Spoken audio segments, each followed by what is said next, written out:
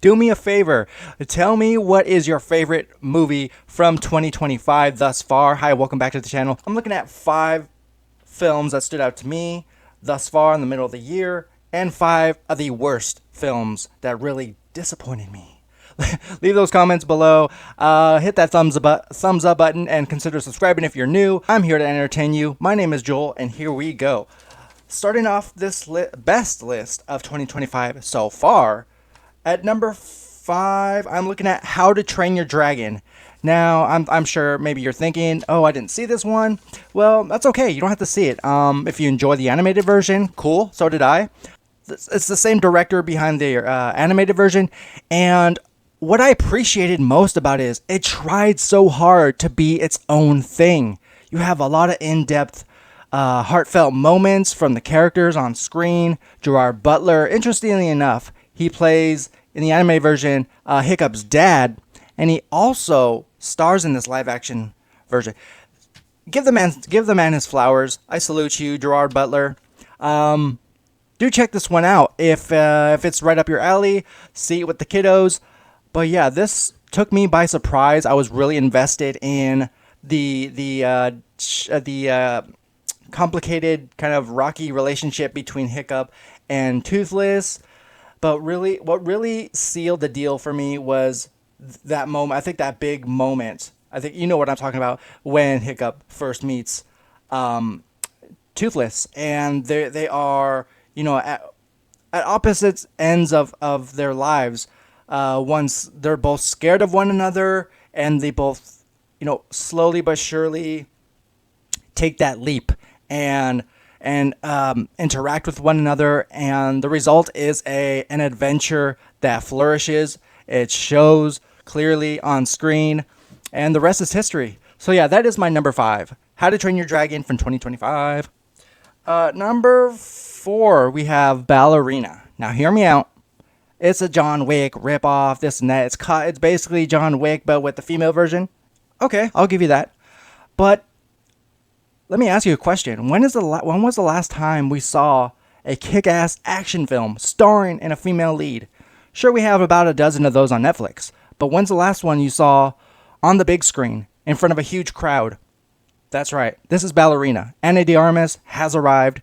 I like that she is aware of the Baba Yaga, Keanu Reeves' John Wick character, and she wants to be like him. We see her transition from a ballerina to this deadly assassin, and I enjoyed the heck out of it. My number 4 is Ballerina. At number 3, now I was thinking I have to put a horror movie on this list, or a thriller of some sort, and that movie is Companion. It took me by surprise. Sophie Thatcher, what is there to say? She has arrived. I think she's the next Scream Queen. I think she's in that conversation. I would have to see one more film from her. She was great in Heretic. But yeah, she owned this film. This is something different from her. If you know Sophie Thatcher, she was also in a little show called Yellow Jackets. But yeah, she was also in the 2022 movie, The Boogeyman, underrated. But yeah, look out for her. I'm going to check on IMDb to see what's her next project. Can't wait to see what's in store for her next. I want to mention I intentionally left out Fantastic Four and Superman because those 2 movies were terrific, and I couldn't decide on one. So I left those out for now. Maybe I'll do an end of the year list. How's that? At number 2, we have Ryan Coogler's Sinners. Now, this was this year's, event, Christopher Nolan-esque event in theaters. I saw it. It wowed me. It felt Tarantino-esque with a lot of story. It was very narrative driven. The twins played brilliantly by Michael B. Jordan, and they're them wanting to open up a juke bar. This movie is a whole buffet. You have, your lunch, your dinner, and the whole vampire situation and then the third act is dessert. It's dessert with the cherry on top. It's this movie's loaded. To sum it up, it's loaded. It's got musical elements, which to me those were the best parts. Of course, Michael B. Jordan's in there. Haley Steinfeld. It's great.